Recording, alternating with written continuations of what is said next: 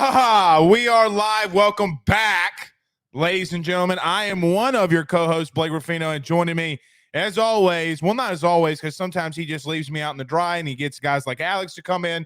Joe DeLeon. That was one time. I'm sorry that I wanted to go watch Notre Dame play. It's it is what it is. Oh, we're going to talk about Notre Dame today too. I know this is the SEC show, but Oh, okay, we're talking about bowl season. We got Cox versus Catholics. It's going to be a really fun game.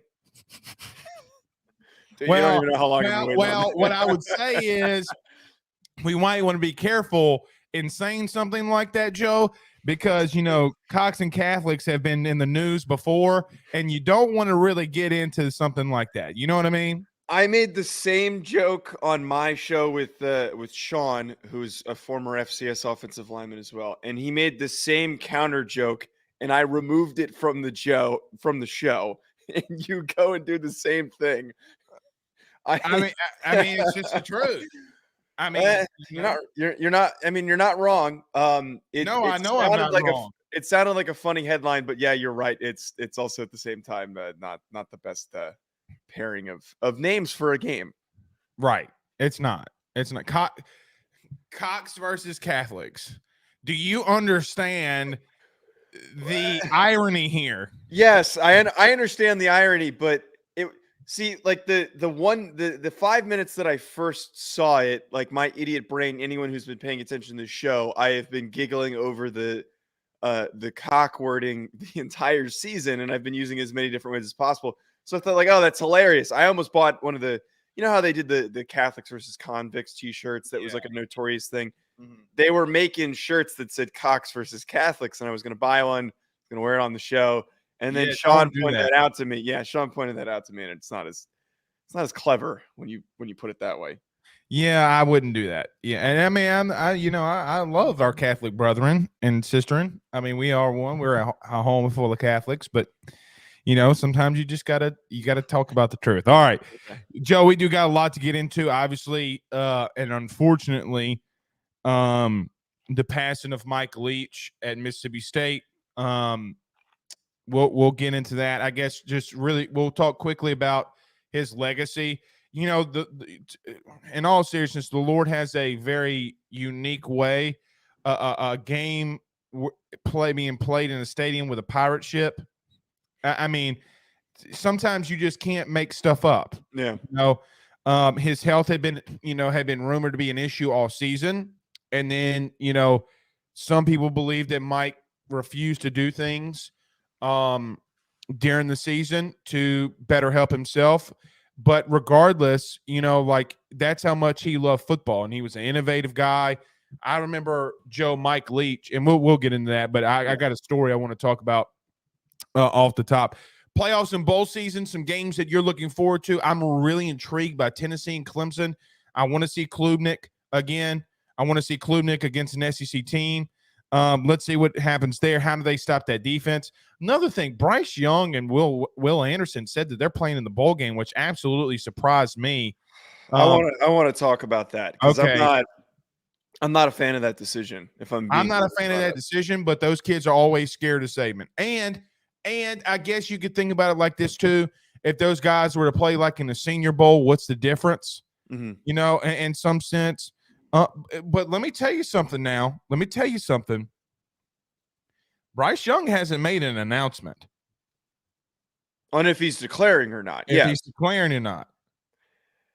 It would be really silly. It would be stupid. But here's my question would ultimately be, if he got hurt next year, how far is he going to fall? I mean, we've seen Sam Bradford get hurt and then be the number 1 overall pick.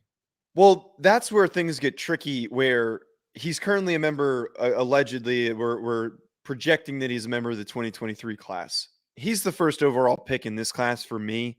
He's the first quarterback to go in this class for me for a number of reasons.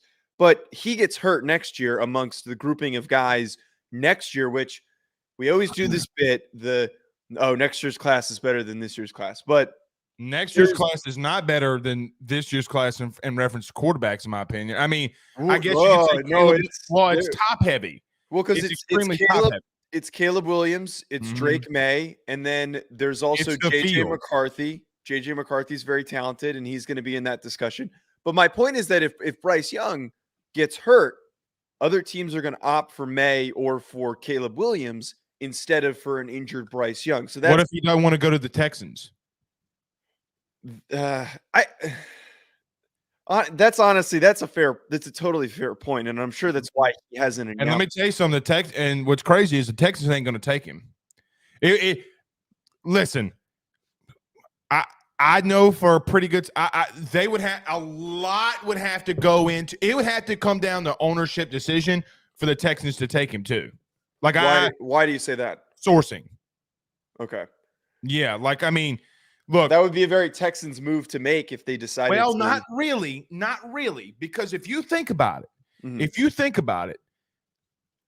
buddy, Kyler Murray gets hurt this week. Yeah. I mean, I'm not saying Bryce is going to get hurt, but I mean, dude's little now. You're talking from a size perspective. What I've heard. Okay.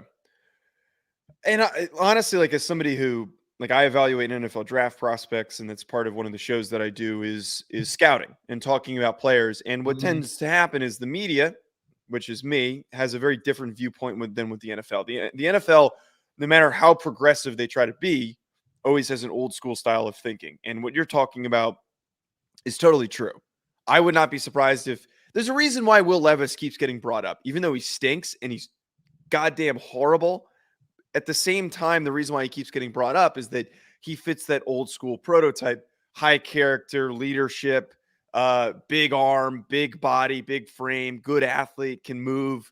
Like that's why he might likely end up being the first overall pick. It's just that I don't agree with that line of thinking. I don't agree with it either. Yeah. We'll talk on that. Yeah.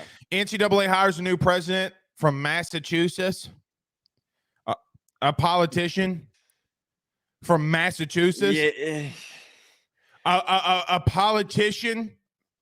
Yeah. From Massachusetts. Well, he did play basketball at Harvard. I don't give two fucks what he played. I'm just being honest. I really don't care. What is he going to tell me about it? Look, we talked about this on the show this week, which me and you will get into. Yeah. With the playoffs expanding, they're going to have to change signing day. Yes. Okay. Absolutely. Because games will be played Saturday. Right. Okay. Like playoff games will be played today. Hypothetically, Tennessee versus Clemson goes down today in a playoff setting. Yes. Okay. So with that being said, you can't do that. Joe, I've made this known, and me and you might debate on this. We need commissioners. We need 3 big commissioners. We need or maybe even make it 4. Okay. You need a football one, baseball, which I think baseball needs to be the most regulated on some things. Mm-hmm. You need more scholarships. I mean, college baseball is a big thing in the South.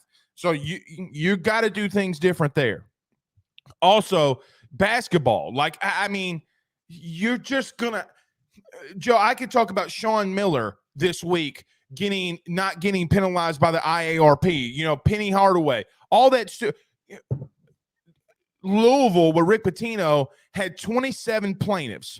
All of them were named Hooker 1, Hooker 2, Hooker 3, all the way down to 27. That is a truth. That is I'm not joking with that. So, in my opinion, we need commissioners. We'll talk on that.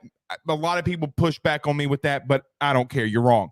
All right, and then finally, we were going to talk about bowl games. We'll talk about that in the playoffs too. Maybe how about this to wrap it up? We'll do a pretty big ask us. How about that? To wrap it up. All right. Oh, and also, Zack Arnett is hired, but we'll talk about this in the Mike Leach thing. Zack Arnett, the defensive coordinator, is hired. I think Billy Napier's in a little bit of heat. You think specifically from that hire or just in general? No, I think Billy Napier is in trouble in reference to they hired him for recruiting purposes and he's not getting it done. If they don't land Desmond Ricks, the 5-star corner, and he goes to Bama or LSU, they're in trouble because you hired Corey Raymond from LSU for that reason and you lost. Right. Okay. And and Ricks isn't going to Florida though. There's very little chance that he ends up picking Florida. I think it's coming down to LSU and Bama. Yes. As absolutely. He's at LSU right now. And for our LSU listeners, go to ayssnetwork.com/forum. I did a pretty extensive write-up this morning. Woke up early, and so I think the Tigers sit good there. So let's get this thing rolling, though, Joe. but we'll wait until halfway through the show to do our first break. That sound good? But we'll do this. Perfect. All right, guys, head on over. Oh, and I made a bet this week or this morning. So through our partners over at betonline.ag, I did a 3-leg parlay. I am taking Jackson State money line, Buffalo Bills money line, the Minnesota Vikings money line. Okay, so hey man, it's a 3-leg parlay. I'm good with. I want to win money. I like the Bills pick in there because of the snow situation that they're playing in. I did one of my bets yesterday. I was sitting in the office working. From Miami, brother. They're going up there in the snow. That's what I'm saying. Like that's Tua ain't never seen snow before, dude. Tua this whole goddamn week. So I keep saying the Lord's name in vain here. I keep forgetting what show I'm on. Versus Cox. I'm a Catholic. I'm supposed to be a little bit better, but Tua this whole damn week is like, oh, it's cold. Like it's nothing. It's nothing that we need to worry about. That man has never played in 0-degree weather with snow on the field. No, anyone who's played in the cold knows that shit sucks. That sucks to play in. And if you're not used to it, you are in for a rude awakening. So that's a fantastic bet to hit. Yeah, well, and let me tell you something too. I mean, look, it's going to get really cold down here. You see me wearing the vest. I mean, it's cold in this house a little bit. Yeah. We got chili on the stove, you know, my wife just being a beast like she always is. So, I mean, look, that boy, that dude, All right. So head on over to betonline.ag. Guys, use your mobile devices to sign up today. You can use the promo code Bleav50. That is Bleav50, B-L-E-A-V, at checkout to use 50% welcome bonus on your first deposit. Again, betonline.ag, betonline.ag. Joe, we also have over close to 300 people that signed up for our play pool, sponsored through Bleav this week. So thank you all for doing that. I think it led to Pack, if I'm not mistaken. So I'll double check that, but I'm pretty sure were either first or you were second to the draft dudes guys. But I'm gonna double check. I mean, those dudes got like 200,000 combined, and they have the whole Draft Network website too. So it's right, so one person against the whole network. I feel no shame in coming in two behind them. Zero. Oh yeah. You kicked the crap out of everyone else, which was suck it, Cam. Specifically Cam Rogers. Oh God. Hey, so I shared his thing yesterday about his movie list. I probably shouldn't have done that because the LSU faithful absolutely obliterated him. We were talking about that, and we always get a kick out of the same Rogers, thing happens. By the way, is is one of our colleagues, I Bleav. Yeah, this happens every single time every time he puts out one of those stupid polls, which like he knows he's going to get killed. You are the one who interacts with it, and the minute that you interact with it, it's just a downhill spiral from there. Nobody can agree with him because he puts these horrible, horrible lists together. Like, dude, his Thanksgiving food list. Stop. Beer should be number one, and then whatever else comes after that. And he can't drink beer. Is what he says. Why can't he drink beer? He doesn't like it. He drinks screwdrivers every time that he drinks. He came out to LA, and I only watched him drink screwdrivers. That was the only thing that he drank the whole time. Yeah. We don't need to trash him too much. All right, let's get into the show. Everybody hit the like and share. Don't be a freaking Rudy Poo. Hit the like and share. I know it's cold. I know it's early. Hit the like and share. Joe, your thoughts on Mike Leach? His passing this week, ultra sad.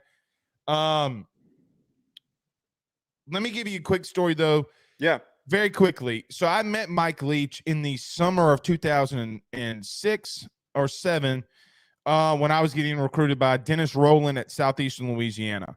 Can you hear me okay? It looks like I'm having some issues. No, you're good. You're good. Okay.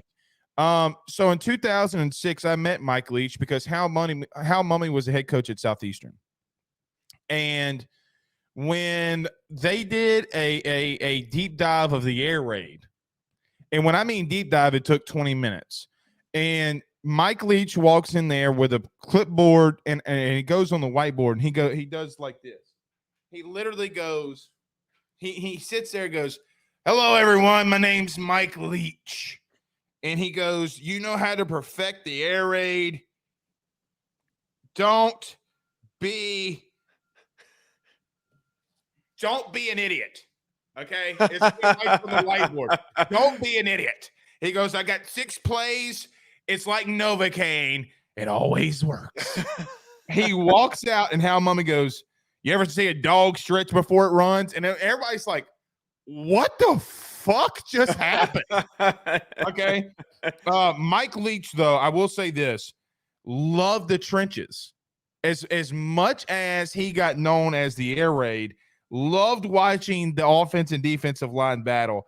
So that's my Mike Leach story. I guess, what are your thoughts on Mike Leach and everything that he brought to college football? Yeah, I think that the fact that you're sharing a Mike Leach story is such a testament to who he was as a person and how rememberable he was. And the one thing that I got taken away from this week, like I feel like I'm too young or just haven't been in the media long enough or around football deep enough to have run into him, but everyone seemingly has a Mike Leach story. Everyone interacted with him in some way, and it was always positive. I haven't seen a single person say something negative about Mike Leach even before his passing. And he's just somebody who very friendly, very affable, very memorable person because of who he was, not only as his personality, for the goofy things that he said in press conferences. For the one story that I saw this week that was really fun was when he was the offensive coordinator at Oklahoma, and The play thing? Yeah, The where Texas play thing? he wrote out the my fake God. script to trick Texas, and it worked. And like it's so creative but stupid at the same time, because it's like typically that I feel like that wouldn't work. Like, Did that you hear wouldn't- Tom Herman in that? Tom Herman goes, I pick it up and I'm like, there's no way they would just like legitimately. Right. Right. That's my point, is that like for a team to be that stupid to fall for, and it's like the oldest trick in the book. It's like a Oldest trick in cartoon the book. move to do something like that, and it worked. But separate from who he was as a personality, he is one of the most impactful people for the game of football. No doubt. He has revolutionized and altered the course of college football we see today, various NFL schemes, and not everyone's running the air raid, but so many air raid concepts have been worked into different offenses. The way that he approached practice has been altered based on his approaches to making practices more efficient, to get more things in. He is the reason why we see modern college football. You can't write the history book on college football without having a whole chapter on Mike Leach in the air raid. It's so important to have him included on that. I was listening to a show this week, and apparently you have to have 60% of your wins, or have 60% Yeah, the of Hall wins. of Fame thing. But they need to make an exception for that, because like as we're saying here, he has been so revolutionary for the way that the game looks today. And also, he's like one of the winningest coaches at Washington State, one of the winningest coaches at Mississippi State. He has done so many things at every single step of the way, and he might not have been perfect. He might have had some down years. He still has been a fantastic coach, and they need to make some sort of exception for that. I will say this. I woke up one morning because Mike Leach was complaining, like he was complaining about the referees and the umpire against Ole Miss. And I will say this. I felt bad about saying he's whining, because when I said that, Joe, I didn't mean that I hate Mike Leach, because I really do enjoy, and as Cody sends us a super chat here, I really did enjoy his press conferences. It was really entertaining. But Cody McGee says what I liked about Mike Leach in press conferences when he did the whole cameo in Friday Night Lights with the Inner Pirate. Yeah, he was a pioneer, man, literally a pioneer for the sport. And it's sad. You have to go back to the 80s, the last time an active head coach in a Power 5 program passed away, during a season. Man, it's just it's sad, brother. And what's crazy about that story you brought up too about Oklahoma, his quarterback was Josh Heupel. I know, that was like the funniest part about it. There's so many different people too that he's touched along the way, that he's interacted with. Like Lincoln Riley was a walk-on quarterback at Texas Tech, and told him was his GA. Yeah, told him like be a student assistant, and Right. The rest is history with him. Well, his coaching tree is otherworldly. Like Sonny Dykes comes from his coaching tree. Dave Aranda technically comes from his coaching tree. And let me say this. When him and Hal Mummy did with the air raid, it is incorporated everywhere. Okay. Like Joe, the trips right stick route with the backside slant is completely the air raid. Okay, people call it West Coast. No, the way that they do it is completely different. The option routes, things like that. So they were absolutely a pioneer. So, we think for his family and obviously, for the entire Mississippi State team. Zack Arnett, though, was hired. Their current DC, or was their current DC, was hired as the next head coach. I don't know how to react to this, Joe. Okay, like they don't have an athletic director. Their athletic director went to Auburn. Their head coach just passed away. I mean, man, I don't even know how. I mean, I don't want to say Zack Arnett was rushed to the podium, but my God, did it feel that way? Like they talk about stabilization. Yeah. But at the same time, but here's another thing. His buyout's only like $12 million. I mean, it's not. I mean, it's not crazy. But regardless, I mean, don't make emotional decisions. And that was my whole thing about this Zack Arnett situation, him being hired.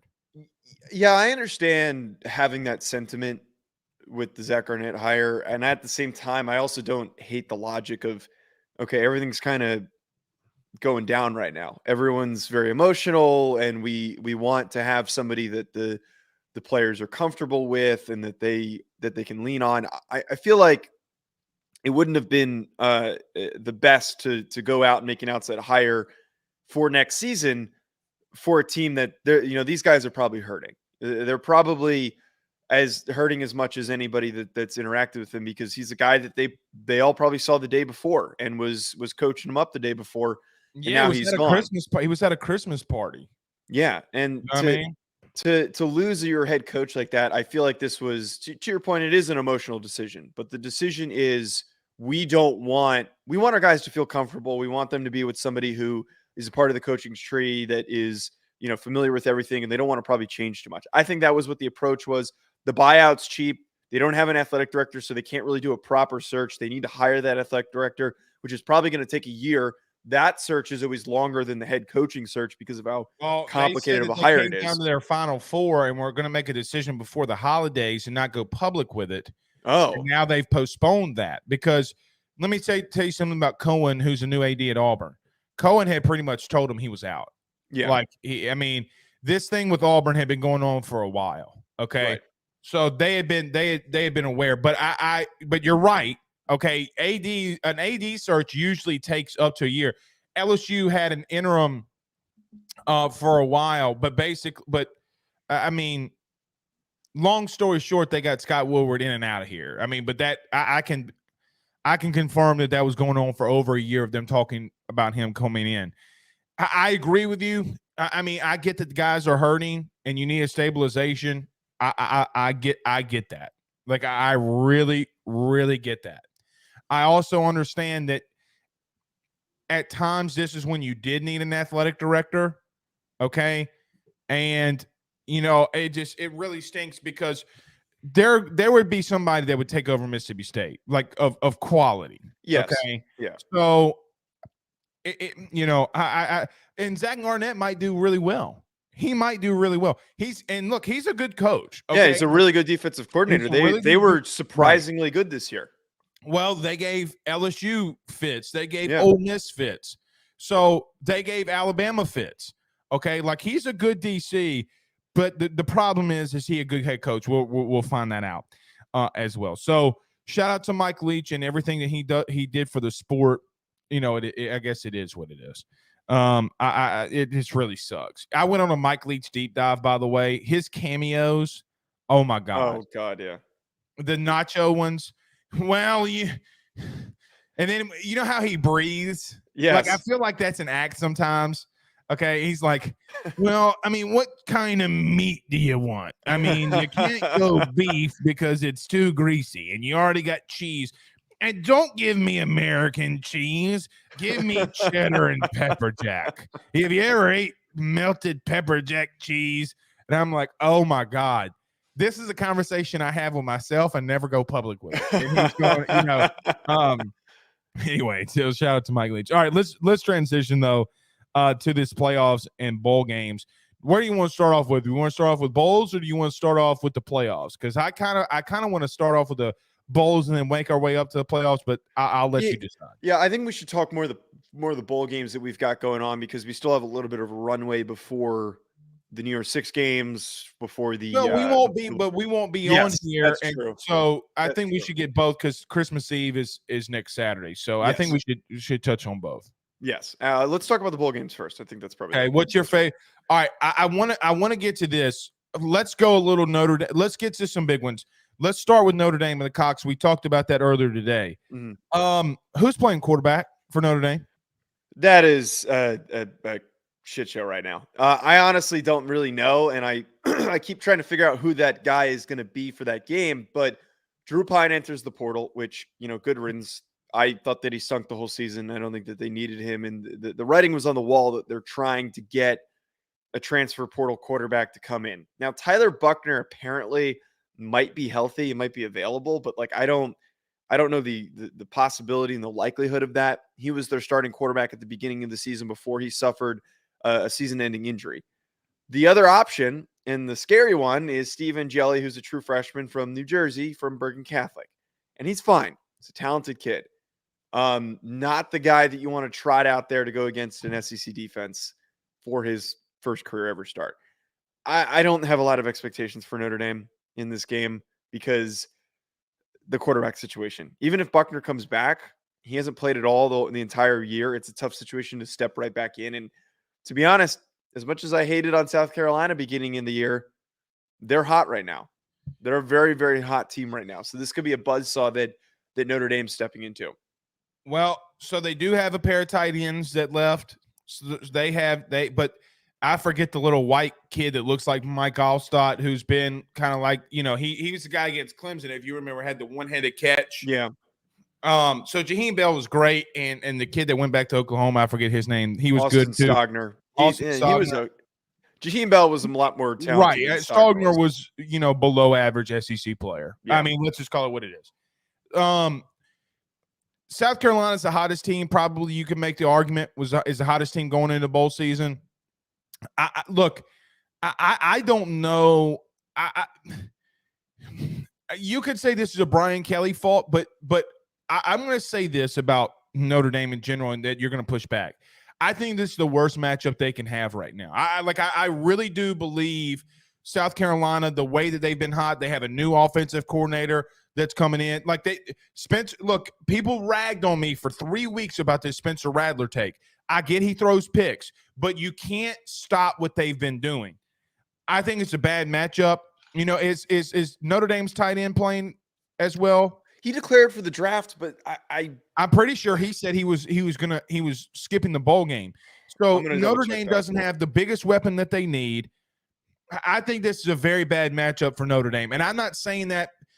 Yeah, he's not playing in the bowl. Michael Mayer's not playing in the bowl. Yeah, Michael Mayer's not playing in the bowl. And I don't think Bosky, who's their best defensive end. He's not playing either. The defensive end, right? Did you just burp?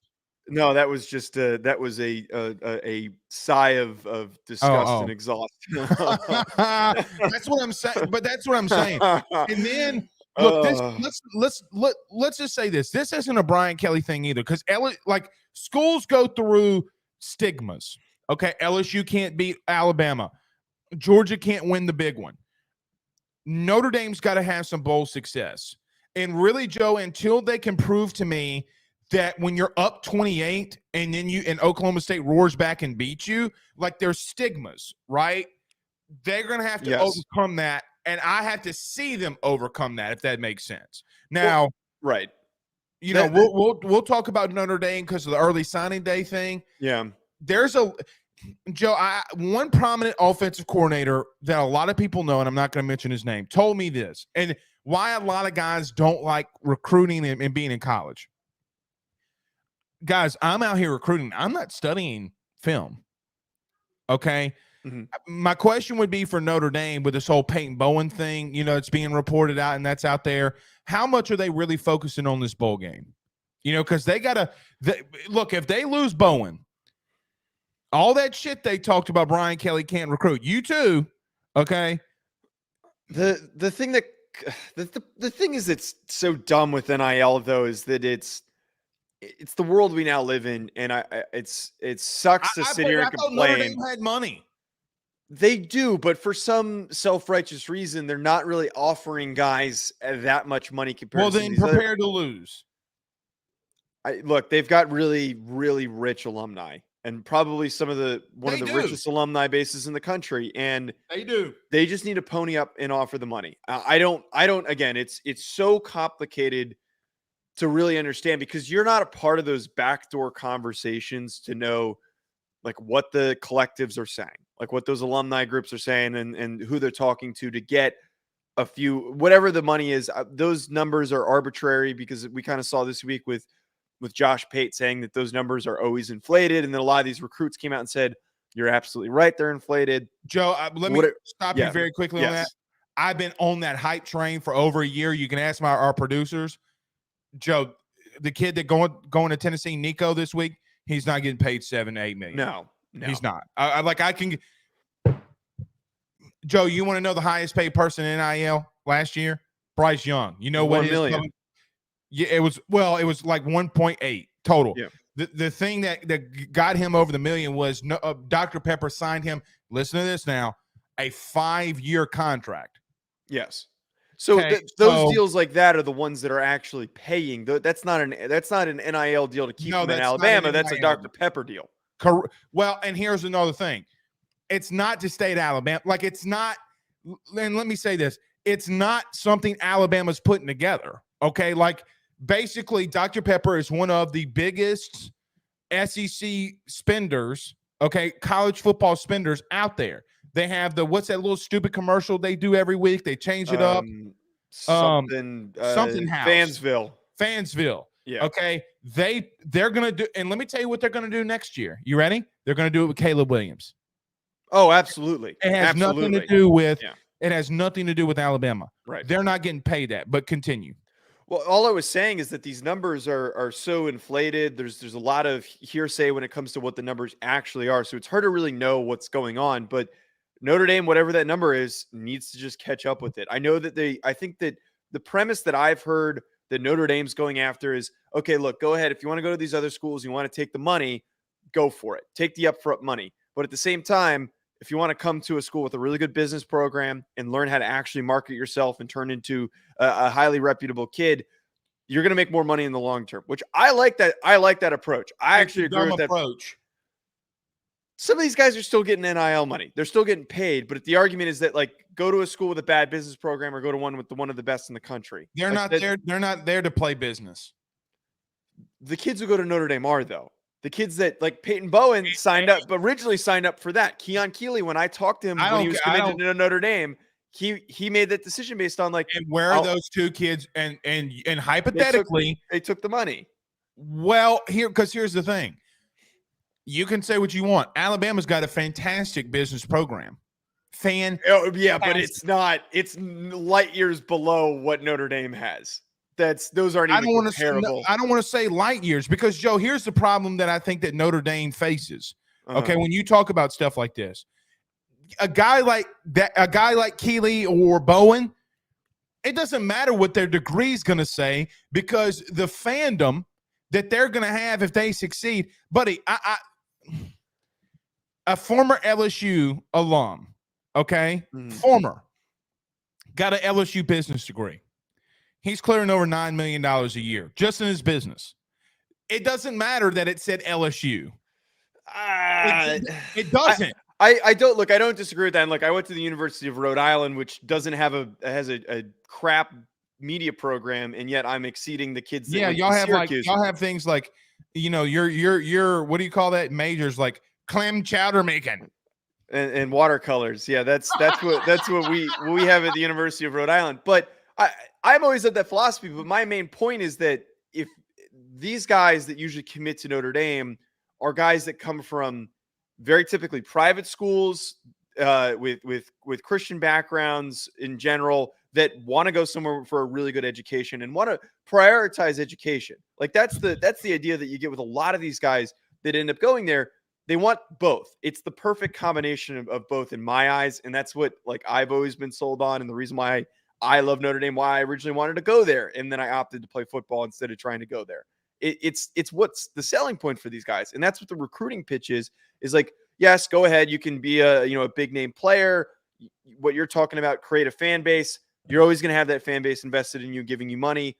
You're going to make it to the NFL, all those things. But I think some guys aspire to, like, I remember there was an offensive lineman, this was way before NIL, like 5 or 6 years ago, who would have gone to the NFL, but decided to just end his career after his junior year and then go get a finance job. Some of these guys prioritize that. Like, that's important to them. They really like working. They want to have it's just a different vibe. And it's more of like, I think, more of a Northeast vibe.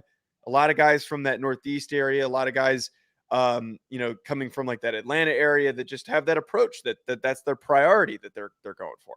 I want to get to some of these too. comments. I want to get to some of these comments right after this statement. Sometimes, Joe, you need, and you need a motherfucker. Meaning, on the top of if you want to win national titles, you need the motherfucker. Who's the motherfucker I'm talking about? The motherfucker is the guy that is of elite talent. Will Anderson, Peyton Bowen, Shelton Sampson. These guys that are just ultimately elite. Deshaun Womack, whoever it may. Desmond Ricks. We were talking about him earlier about going to LSU or Alabama. The bottom line that I'm trying to say is, no, it doesn't matter.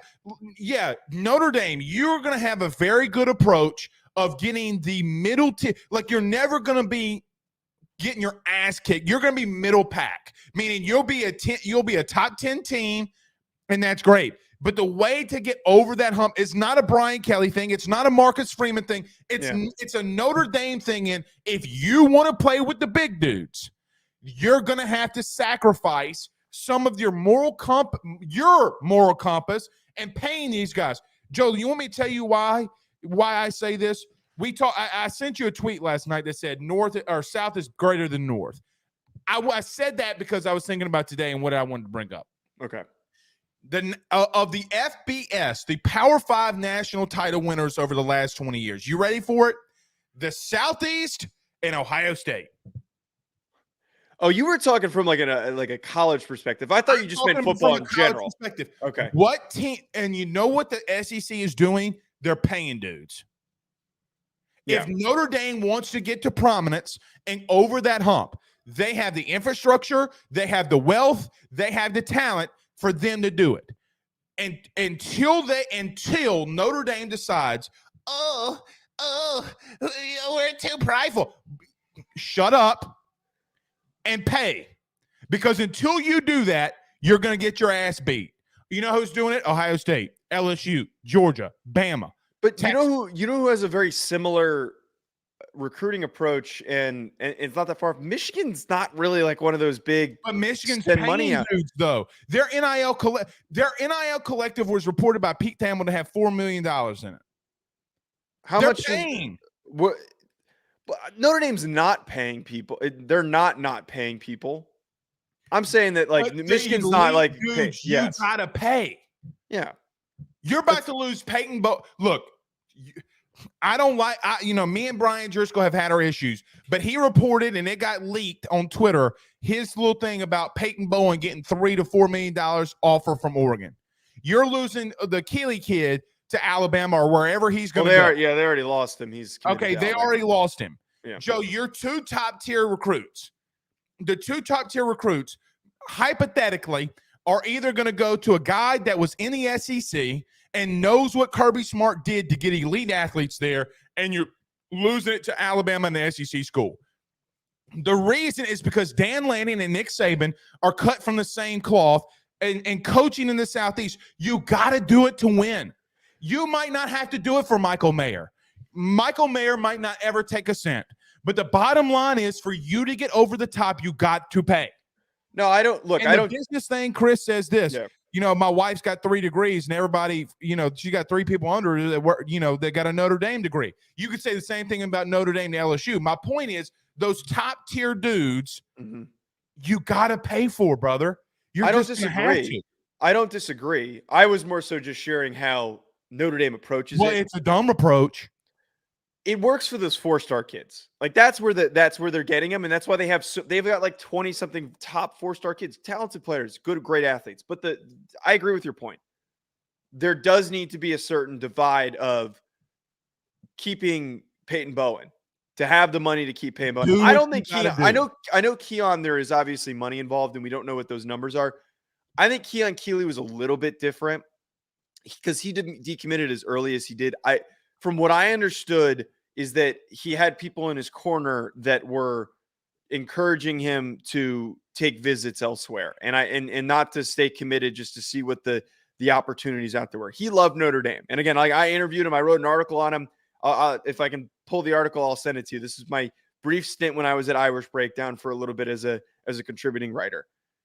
And he was all in. He loved Notre Dame, loved everything about it. He was recruiting guys. He was very excited about it. But I think that what shifted him to Alabama was the star factor of all the edge rushers that come out of that program, and seeing what Will Anderson's doing and watching him go to work. Like, I think that was what the case is. But I totally agree with you that money has to be offered. That's not the case.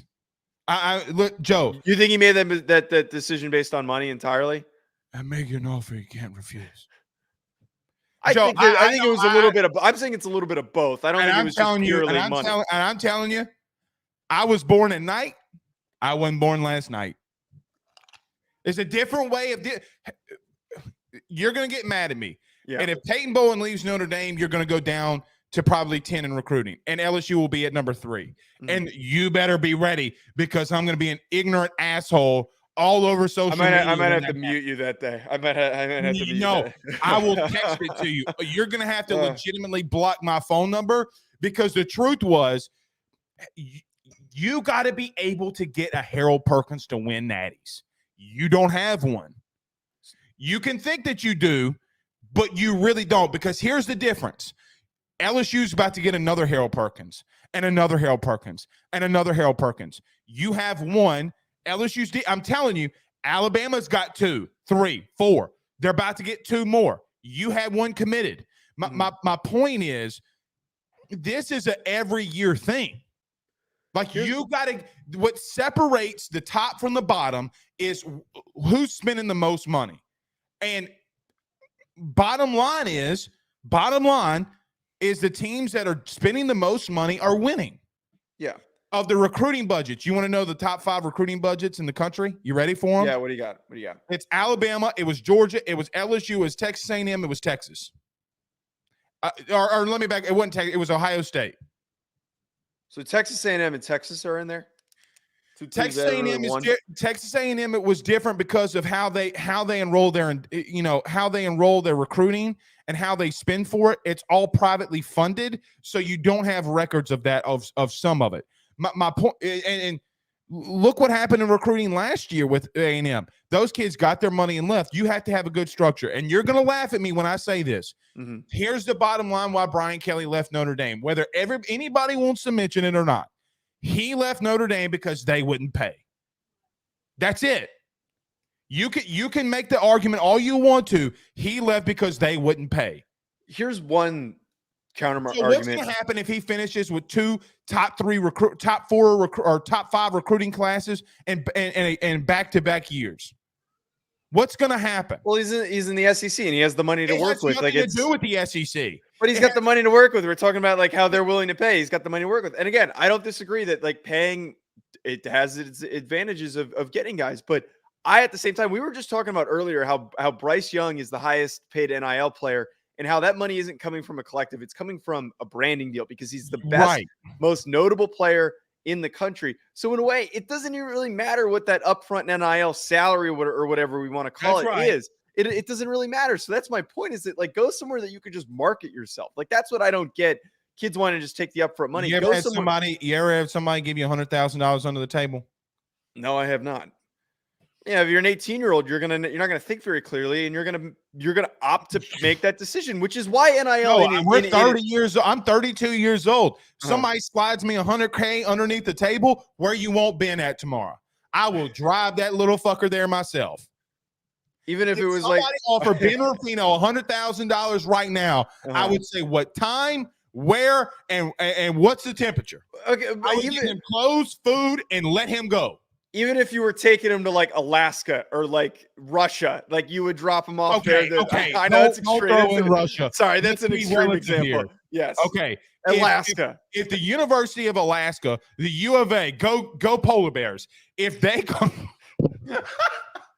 if they called Ben Ruffino right now and said we're offering $100,000 in NIL money, bye-bye.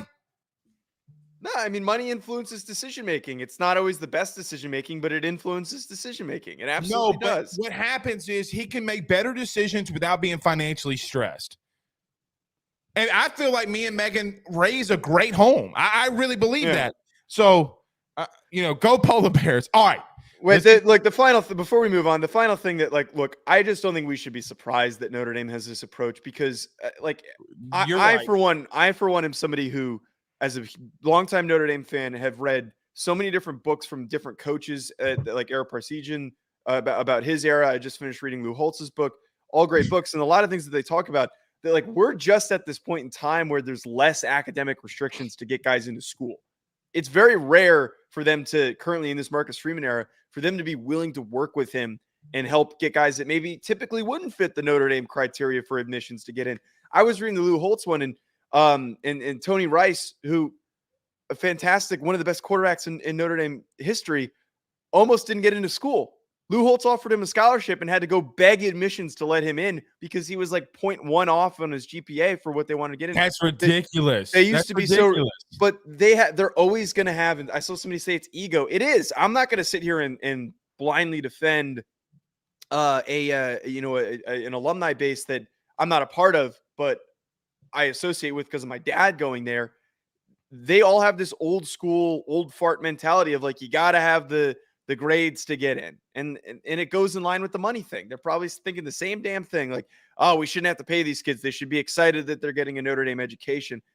I'm not the biggest fan of all that. I do think that there's value in it. The world changes. Yeah. I think that there's value in it. And I think the smart kids are going to realize that. But at the same time, you do need to offer these kids a base salary. It's not that much money. I was reading an article, Deshaun McCullough, the Indiana defensive end, who transferred to Oklahoma. Right. He was only looking for $300,000. Like, that's not that couple $1 million that we're talking about here. And he's one of the best edge rushers in the country and was the best edge rusher on the transfer portal market. So it doesn't take a lot of money. Well, and it doesn't. Okay, like I know for a fact that the A&M, what A&M was offering kids last year was some of them $50,000 a year. They have 26 kids in the portal. So my point is the under the table deals are still being made. Yeah. And people don't like to hear that. It's just the truth. All right. Let's move on to another bowl game because I still want to get to the playoffs and we got to get to this NCAA thing, the president. Let's go Alabama, Kansas State. Surprise. I'll give you the floor. I'm really going to show up on this one. As a draft guy, as a guy that covers guys, how surprised are you Bryce Young and Will Anderson are playing? Yeah, this game is what it is, and it's going to be a fun one to watch. But I frankly completely hate the decision for them to play in this game. Bryce Young, I think, should be the first overall pick, but at the very least, he's a top 10 pick. If there are questions about his size and his frame, Will Anderson is a top 3 pick. And maybe the Texans could even talk themselves into saying, let's give Davis Mills one more shot, or let's go after a veteran quarterback, and we're going to equip this defensive line because we want the best player in the draft. Both really talented players.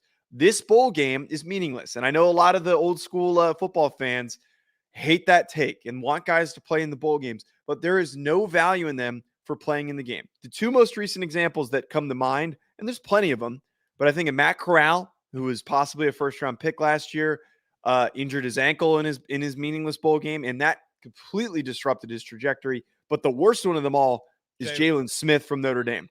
Tore up his knee, nerve damage, and he hasn't been the same player since. He had a couple good years with the Cowboys, but that knee has caught up to him. These games, as much as you want to go out and ride out with your guys one more time and have one more final game, I know that there's money now available to these players. I don't like it. Like there's a playoff. If you're playing in the playoff, go play in the playoff. You should play in the playoff. Jackson Smith and Jigba should be playing in the damn playoff. Well, he's injured though, right? He's injured. Yeah, but I mean, he hadn't played all year either. Like, I mean, I get what you're saying, and I don't agree with Jackson Smith and Jigba officially going in. Okay. But, there comes a time like the Boses did it. Okay. And he wasn't coming back, and they told him, like, if you come back, you're going to really hurt your stock and if you get hurt again.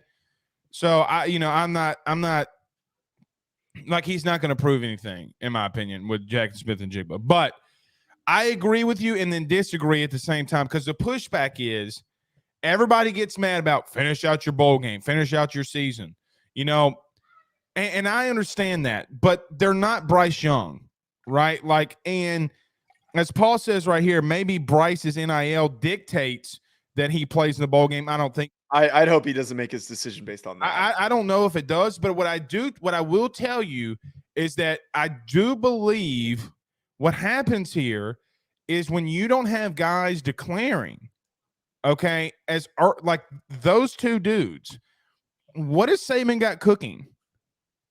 Well, we've always known that Saban's a really good coach, and his guys, they all talk about how much they love him. And I think that that's just a genuine ability to establish relationships with his guys. I think that they want to be a part of the program and finish out. They were probably really disappointed that they missed the bowl game. That was probably the reasoning. They were probably disappointed that they missed the playoff, and they just wanted to finish out the season and play with one final shot and get one final good game in. And I'm praying that there's no issues for these guys. Like, well, it and sucks. look, this isn't a common occurrence at Alabama. Jerry Jeudy, who was a top 20 pick, did it. Henry Ruggs did it.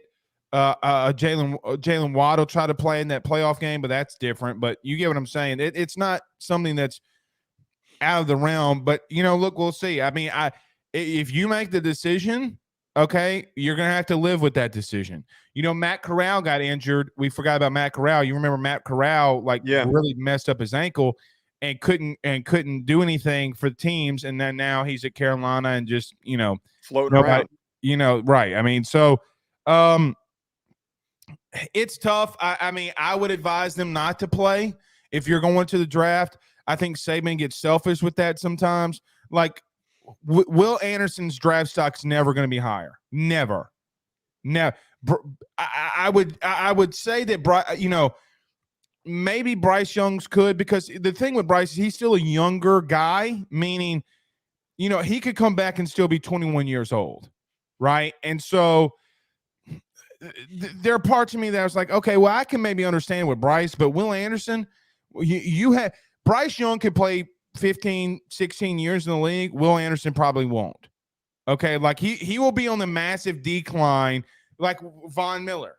Von Miller has had more injuries this season than he's had in his entire career. That is confirmed. So, how long's Von Miller been there? I think 12 or 13 years. Yeah. Now he's on the decline. So my point being is, I understand it for Will Anderson. I don't think he should play. All right. Any other bowl games? Or you want to finish? Well, no, that just echoing the same sentiment, but the other bowl games, a non-SEC one that I'm going to be watching, UNC versus Oregon, because I think we're getting most of those players playing in that game, and Drake May's coming back. And that Bo one's going to be Nix fun. Hasn't made a decision either. No, yeah, Bo Nix hasn't made a decision, which is I'm hearing through the grapevine that he's going back. He should just go to the Senior Bowl, man. He's such a Senior Bowl quarterback. Ride off into the sunset. He's not going to get drafted any higher than he is right now, which is a day 3 pick. I don't agree with that. I don't agree with that, because what if he look? Joe Burrow was an older kid. I mean, look, he could go back and have a Heisman type year. It doesn't have anything to do with his age, though. For me, it's just that Kenny Dillingham just left, and that was the big reason for his success. And we saw the last time that he was not paired with Kenny Dillingham, the struggles that he had at Auburn. I think that it would be bad for his stock. Because who the hell? I don't even know if they've announced who's going to take over that offensive coordinator job officially. It would be better for him. They did announce it, but I don't remember who it is. It's not Joe Brady, by the way. Everybody, Yeah, but he's not going to get any higher than at the most a late day 2 pick, early day 3 pick. Now is the time. Everyone has a positive taste in their mouth for Bo Nix, and you got to take advantage of that. But the other game too, the Tennessee Clemson one. That one's gonna be that's fun. that's where I wanted to go. Look, I will say this on the LSU part because they'll rid me alive if I don't mention LSU when we talk bowl games. You guys are gonna wax Purdue. That is ridiculous. Well, what you're going up say against. Let me just say this very quickly. Drew Brees is going to be an interim assistant coach. I hope all of his hair plugs fall out. I hope he breaks a hip. And then when the game's over, he goes back to being the Louisiana GOAT. Okay, but of all the games that Drew you get to coach in and have the ability to, you're gonna coach against LSU. You Rudy Poo. Yeah, but he's got no affiliation with LSU. Like the he's bullshit he don't. This is a Louisiana thing, and he's more interconnected to Purdue than he is to LSU. Well, I can't say that. You're right, but let me tell you something. Of Louisiana fans, it's the Saints and it's LSU. There's no in between. There's no gray. Go ahead. I hope your hair plugs fall out, bitch. But after that, you're still the GOAT. I can't say that about Side note, I'm mad. I'm mad. I know. You know why I'm mad? He could have done it last year for LSU. LSU needed help. But he has no like affiliation with LSU. That's my bullshit. This goofy interim coach thing wasn't popular. I didn't even know this. Deion Branch right now is the interim coach for Louisville. Yeah, he is. Yeah, he is. I was stunned when I was watching that when we started the show. There's a video of him saying he reenacted. Remember the Friday Night Lights when the guy at Texas Department goes, "Get you one of these," and he's got a state championship ring. They say Branch walked in there with his Super Bowl championship. And he did the Ric Flair. He goes, "Oh, these bastards! I got like 7 of them." So I thought it was pretty cool. All right, Texas Clemson, go. Tennessee Clemson, go. Tennessee Clemson. I know that we've got Joe Milton in, and he is what he is what he is. I'm more excited to see what Klubnik does. I know that Tennessee's defense is very inconsistent, but like this might be one of those games where Klubnik pops off and has like another huge game. And then we're going to be talking about going into next season. This is a Heisman finalist. Like this is a Heisman nominee going into the season. Watch what he does next year. The hype train will start to roll. Like the way that secondary is played for Tennessee, he might pop off and put up some numbers. I think they're going to roll. Let me tell you. So I've been on this Clemson train and everybody's told me I'm an idiot. Okay, Joe. Dabo was an idiot by not starting Klubnik. We're all in agreement there. But he is there. And a good quarterback can make, T. Higgins, who's with the Bengals, talked about this. He goes, everybody said I was ass before Trevor Lawrence got there. Everybody said I was an ass. A good quarterback can make a really talented receiver look good. Okay. I do think they got pieces. Okay. I think Klubnik is one of the best. I think he's one of the best. He might be the number, and not in 2 drafts, he might be the number 1 overall pick. I fully believe he has that potential. The thing that scares me though is we said the same thing about DJ Uyunglele. But see the problem with that though is that we can see him. We've seen him. I was never sold on DJ. Even in that Notre Dame win or loss, I was never sold. Okay, Notre Dame just let him do whatever he wanted, and Klubnik has done this in 2 games. Like we've seen him be productive in multiple situations. He came back and what was it, Syracuse they played? Yes. He led them back to a win. Yes. And then obviously the last game, the SEC championship game, he was the only reason they won. They were really struggling. Well, he also pissed down his leg when they put him in against Notre Dame, and he threw one of the worst passes he's probably going to throw in his career. So I got 2 of them where he saved them and 1 when he didn't. Yeah. Okay. I mean, look, that Notre Dame game was gone before he got in. I mean, he was trying to make something happen and he just couldn't. Okay. I think they'll be fine. I do want to find out what Tennessee, though, does have in Joe Milton because they hadn't gone in the portal and got a QB. It's being reported that they probably won't go in the portal and get a QB. They're rolling with Milton. Nico kid is on campus. Yes, I saw that. Okay, and have you been seeing how hard they're coaching him? It's kind of crazy. I mean, if he's But- ready to go, get him out there. By the way, he shouldn't play right away. There was some shots of him on the sideline in practice. His frame, man, he is so thin. He's little. He needs to. He's a tall kid, but there's no way that he weighs over 170 pounds. Like he's got to get up to. I think he's over 200. He's over 200 because he's just so tall, Joe. I mean, Yeah, he's over. I'm over exaggerating. You're right. I mean, but What is he I want to listed say at? something. I saw that He's video. listed at 195, and he looks like he was like 185. Yeah, He's I could see 6'3". that. I could see that. I look. The last time we showed Joe Milton. Thank you. I get it's Vandy, but he lit it up. Yeah. Okay. He's always been talented. Well, he's got talent. That's my thing. Joe Milton's got talent. He's got a bazooka for an arm. He's just, he's what you would call a guy that you like. He's like Anthony Richardson in a lot of ways. He's more Anthony Richardson than anything. He's highly inconsistent. He's highly inaccurate at times. However, when he is accurate, oh shit. I mean, because he was accurate against Vandy, and all right. But they ran the ball a lot too, so they're not going to be able to run the ball. Like, you know what else is crazy? We talking about Bama. Clemson's defensive line hasn't opted out. They got Brassy or Brad. There are a lot of these big Miles Murphy. Yeah, there was one kid who's not opting out. There's one kid who accepted a Senior Bowl invite, but I don't think he opted out, which is I don't know. Maybe they're trying to get like one last good game in. That is Brazee's weird because Brazee's had such a long injury history. For him to not opt out of the game is really strange to me. And part of me wonders maybe he does want to come back. I don't know what the total deal is with that, but he's a really talented player. Is he going to get drafted in the first round? I want to double check how many games he missed this year, but like I talked about, his projection is like he's a top 15 pick in my eyes. But if he doesn't play at least 3/4 of his games, in my opinion, I wouldn't touch him until the second round because the injury history stuff's concerning.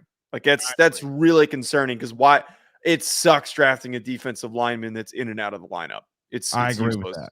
I agree with that. All right, since we won't be here next Saturday because of Christmas Eve, you want to get on this playoffs because. Yeah. Maybe we can do a surprise show before, maybe we can do a morning show on New Year's Eve because it's the playoffs and we can just talk playoffs. Yeah. Buddy, to kind of wrap this up with the bowl games and playoffs. I put a $100 parlay, a 2-leg parlay in. I just don't see a scenario where it's not going to be Georgia, Michigan coming out of this. Like, I just don't. I don't think TCU. I'm more worried about.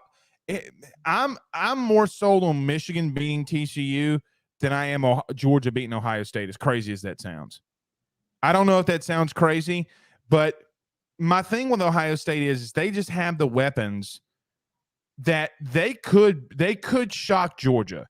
And the football gods don't like back-to-back natties. There's not a lot that I think the last time it happened was 2011, 2012, literally 10 years ago when Bama did it. I don't know, man. I think Michigan's in the catbird seat, if I'm being honest. As somebody who specifically talking about Ohio State in that Georgia game, as somebody who follows and covers FCS football, I don't think it would hurt to draw a parallel on roster structure and what we just saw last night with Incarnate Word in North Dakota State. Like, I think that Ohio State is going to give out Lindsey Scott, who screwed me.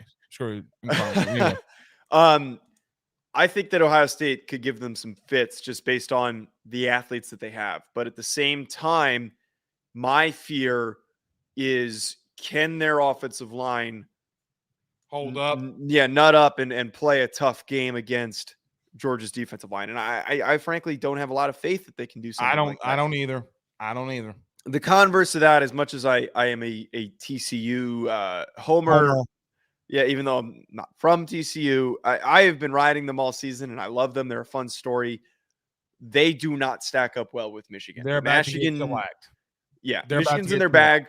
Mm-hmm. They're in their bag right now. They're running the ball really well. I know that there's probably not going to be Blake Corum, but if Donovan Edwards is back fully healthy, they've got Who's number 7? Who's the kid number 7?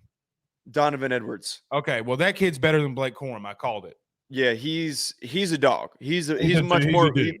bigger, more aggressive bruiser, and we've got with top end speed, with pretty much, brother. He ran away from Ohio State. Like he's got elite top end speed. Yes, and he did it. He did it against Purdue too. The thing that just frightens me is that offensive line is the best in the country, and that's going to get them to the national championship game. But I don't really have faith in Michigan against Georgia. Michigan hasn't been tested as much as Georgia's been tested more because of the schedule that they play. But like, I just don't think Michigan has a comparable game that we can sit here and say, well, they did this against this team that they can match up well. And that's what frightens me. And I don't know if I can trust JJ McCarthy. I don't know if I can trust, their defense to slow down Brock Bowers and company. That's where I get a little frightened in the national championship game. Yeah. But the weird thing is, what's going to be bad too for Ryan Day is if he loses to Georgia and Jim Harbaugh is playing for a national title, they're going to eat him alive. Well, he almost wasn't even playing in the play. He wasn't even almost. He needed USC to lose. He needed Nail Boy to get hurt. Which, by the way, I'll leave that one alone. But but the only thing for Georgia and Ohio State for me is that I can't stop replaying in my head a backup quarterback for LSU who has a history of turnovers and being turnover prone, threw for 300 yards and a half. I can't get out of my head Jaden Daniels, who everybody ripped alive for not being for holding on to the ball too long and not being an elite passer, threw for 204 yards in the first half. Joe, they gave up 500 yards in the air. Okay? And my question would be, that comes down to this game, LSU's O-line held up. In the first half, they got pushed around a little bit, and you can call it garbage time, whatever you want to call it. Buddy, I don't give two Rudy Poos how much it is, because at the bottom line of it is they got picked apart through the air. They just did. And if Ohio State can keep that game close early, they got a shot. If they're within 14 points going into halftime, because Georgia's, let me tell you something about Georgia, and I got the evidence to back this up. Tennessee against Tennessee. Truth is, if you go pop in the film, they got their asses beat in the second half. Everybody says they took their foot off the gas. The bullshit they did, they were throwing the ball all over the place, trying to separate more. They couldn't. They got stopped. LSU in the second half, they kind of got mollywopped defensively. Missouri, okay, like they've had times in the second half they've played like absolute dog shit. So I just for whatever reason, I'm picking Georgia to win. Okay, don't get it twisted. I think they're going to win. Mm-hmm. But I still think Ohio State's got more of a I think Ohio State has more of a puncher's chance than TCU has a puncher's chance to beat Michigan. I know that sounds weird, but I think Georgia's beatable. That's all I'm saying. The only difference, though, and I mean, it's good evidence to say like they gave up a lot of yards and it wasn't they gave up a lot of points too. Yeah, and it's not as prolific of an offense as the one that Ohio State brings to the table here in this game. But LSU also didn't win the game. And that's why, to me, that's still garbage time. Like, those are garbage time yards. It's not like they brought it within, like, a score. Make the argument for Tennessee. What do you mean by make the argument for Tennessee? They didn't score. Georgia got blanked in the second half. Yes. My argument is they've done those things, but they still win the games. They're still winning the football games because they have the physicality, they have the intensity on both sides of the football that they're able to control those things. My argument's not that they're not going to win. Yeah. My argument is they got a pretty big they got a puncher's chance more than anybody on the. Ohio State's got more of a puncher's chance, in my opinion, than anybody because of the dudes that they got on the. Keely Ringo's going to stop Marvin Harrison Jr. Good luck. But the counter to that though is who They on got Michigan's paid Sean Moody. who on Michigan's defense was so good that stopped them. Like they completely took them out of the end of that game, which is why they won. Which a lot of it was because of the run game in the time of possession. Correct. That's obviously a key factor. But like Michigan's defense, I don't think compares that No, they much don't. to Georgia. No, they don't. But I just think that Ohio State is on paper. The argument is it's 1,000% valid. Elite receivers, elite quarterback, a talented offensive line. But at the same time, they have been known, and they've already done it multiple times this year. They even did it against Penn State, where they got punched in the mouth. Anytime that they've got punched in the mouth by a more physical team. But they came back and won, though. Yeah, they came back and beat Penn State because they were way more athletic than them. But for Michigan's sake, they got punched in the mouth, equally athletic, talented team. They couldn't get back into it. Georgia, more talented, more athletic, way more physical team than Michigan. Like, this is like, I just think that they're going to get punched in the mouth and they're going to get knocked out. As much as I want this to be a close game and I want a competitive game, I actually worry more that this ends up being a blowout. I think it could be. There's a lot on the line for that to happen. It could be, or they got a chink in their armor. Can they exploit it? Like, that's what it comes down to. Here's the ultimate truth. If they can, I think LSU exposed Georgia a little bit. I really do. Buddy, I'm sorry. When LSU's about to score and go down 13 points in the second half, that's not garbage time. It's not. But brother, they were playing their entire starting defense. What was the final score exactly? Was it 50-30, 50-30? And here's the thing. Yeah. LSU fumbled the ball and threw an interception. And here's another thing. They had 3 3-and-outs to where they could have tied the foot. The 20-point game is not indicative of how close that game was in the second half. It's not. It felt like one of those games, and I know that you play Madden and NCAA football like I did. And you're saying they got skunked? No, I feel like, how many times have you played like a franchise mode or a dynasty game, and you're like, you're playing like Akron in dynasty mode, and you're like, oh, I'm just gonna smack this team, and you're dicking around a little bit, and you're like, okay, well, I need to stop throwing picks, I need to stop making mistakes, I need to stop making these dumb throws, and then the game ends up being a lot closer. My point is that it felt like when I was watching that game that Georgia was dicking around, thinking that they had that game the whole time, but they were thinking it was going to come way too easily. I just don't think that they're going to come into the playoff game with that same mentality. And that's what happened against Missouri.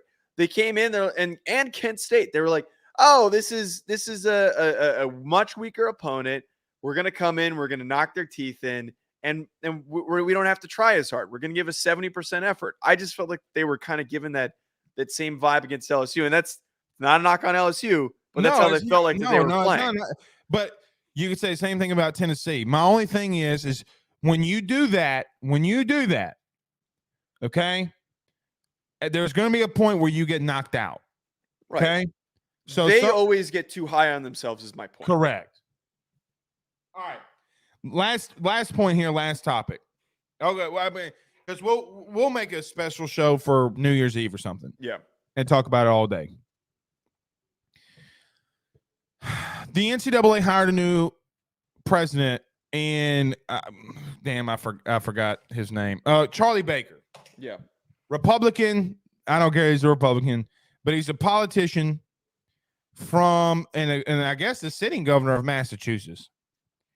Joe, can I tell you how angry it makes me that you got to go hire a politician? When you get the government involved in regulating money, it never bodes well. They're wanting Charlie Baker, and they hire Charlie Baker to go to the government to regulate the transfer portal and NIL.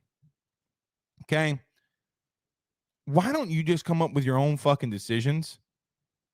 Why don't you just have a backbone and make your own decisions?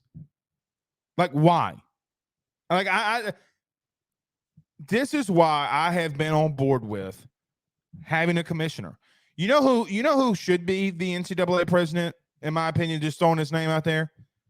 Greg Sankey. I knew you were going to say that. Or a lot of people in the Big Ten hate your boy. Who's the Big Ten commissioner? Smith. Was it Kevin Smith? Let's look it up. If I'm not mistaken, even hiring him to Kevin Warren to some degree. Okay. Two guys that have been absolutely killing it, whether you like Kevin Warren or not. He just did a deal to get USC and UCLA in the Big Ten. He knows what he's doing. Okay.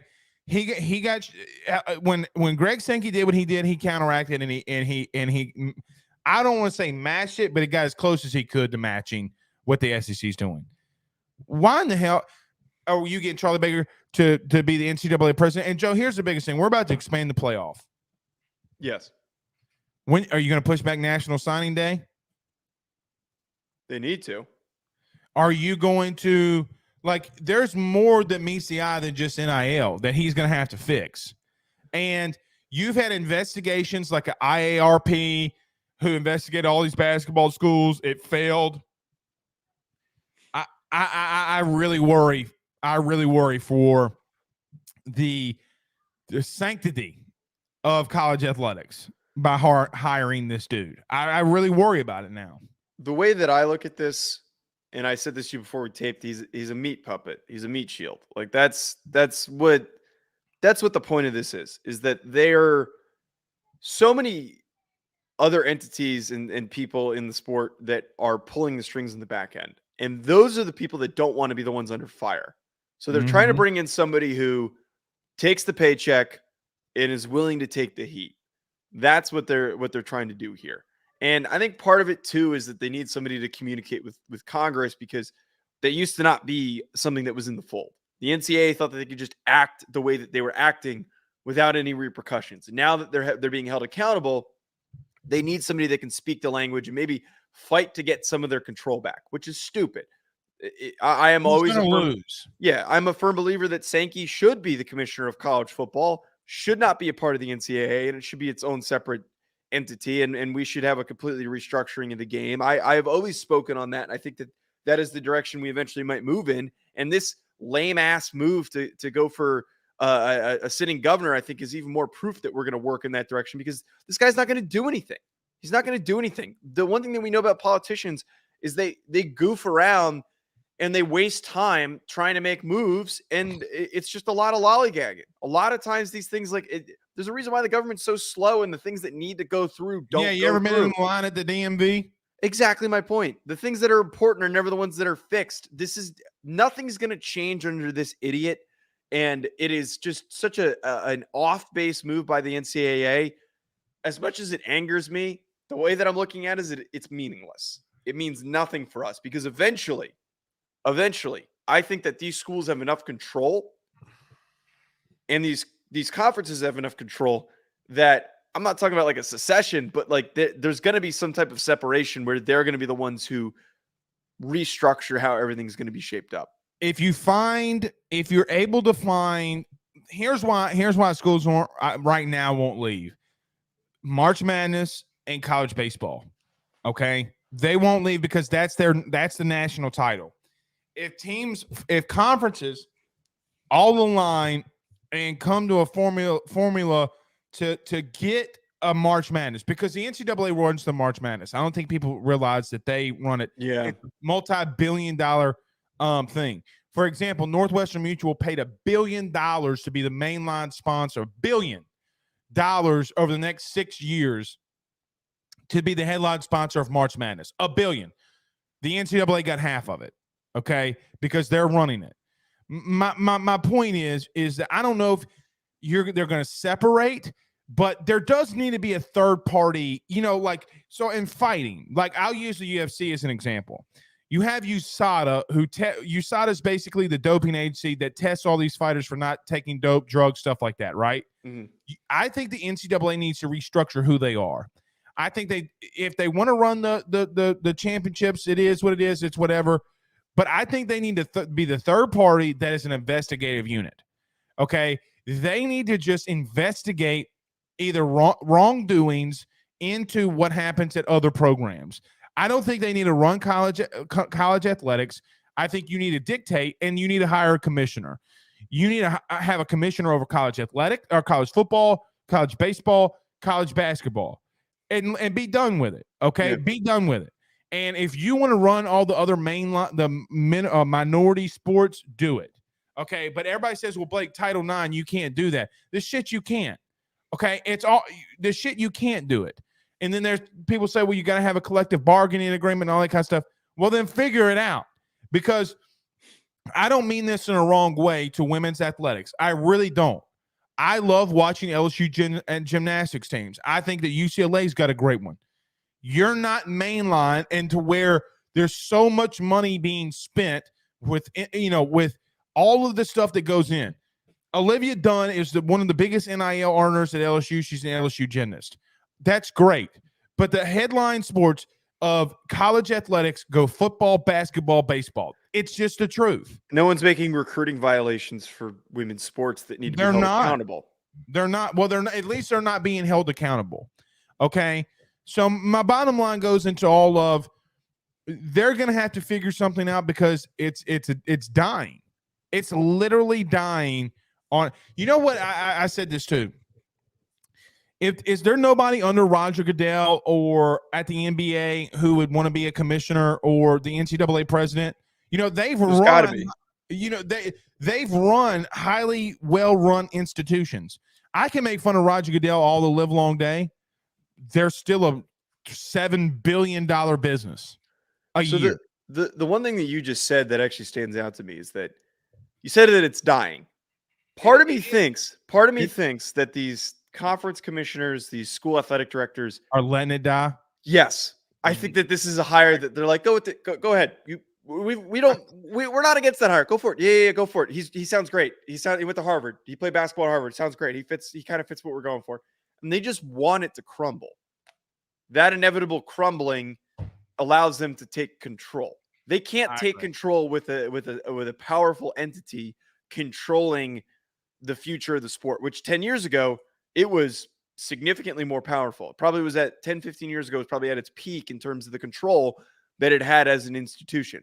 Right now, man, it's like a quarter of that. It is so low, and they're just waiting for it to die off. They're waiting for him to die, and then they can reap the rewards. Did you see the new Game of Thrones, the Targaryen one? I don't watch Game of Thrones. I'm sorry. I don't watch Game. Well, you should. It's basically what's happening with the NCAA with the king in that series. Same thing is happening. They're waiting for him to die, is what you're saying? Waiting for him to die. It's exactly what's happening. All right. Joe, it's been a productive one. We'll be off next Saturday. We'll have some news coming up. I'm assuming we'll work that out. Yes. And it will not be the AYSEC anymore, as we'll be doing it. Well, I guess you want to tell them before we get out of here? We're changing the game. Yeah, let's do it. All right, we're gonna change it to the Ruffino and Joe show. We'll be trying to go 2 times a week, talking SEC, talking college football, and I think it's gonna be fun. So, as me and Joe separate, to being, he's like the Russillo and I'm like the Van Pelt. I just got more hair. I love that comparison. You texted that to me. They got me a little juiced up. I'm not gonna lie. Yeah, you're Russillo. You're the guy who, I don't know. I don't know. I don't know how to explain you and Russillo. You are the same dude. I've never gotten that comp. I've gotten the Jeffrey Dahmer. The Jeffrey Dahmer one, but he's not a 2023. I won't bring it up. Well, I'm gonna completely shave my head, and then nobody's gonna call me that. And I'm gonna sit here blind. I'm gonna sit here blind every show and not be able to see. Put the glasses back on. You put the glasses back on. Yeah, I've been told I have very beady eyes by my co-host Sean. Well, Sean's he's so rude. He's a mean individual. He's very mean. He's a very mean. Well, it's our charm. It's like we hate each other. But are we spelling it Ruffino EAUX and Joe EAUX per the recommendation of Eric Weinberger? I don't like that. Yeah, I wasn't a fan of it. If we're gonna do it, I think we put EAUX on mine. But but then it's weird if it's just one of them. I know it's too much. It's too much EAUX in my. Yeah, I agree. It's also doesn't really, because we're not. This isn't Southern Louisiana thing. Yeah. All right. We'll see y'all. We might just do one for December 31st. So we'll, We'll figure something. We'll do a Yep. show before everything. Yeah, All right. pending. We'll see y'all soon. Bleav Ruffino, Joe DeLeon. Y'all have a good one.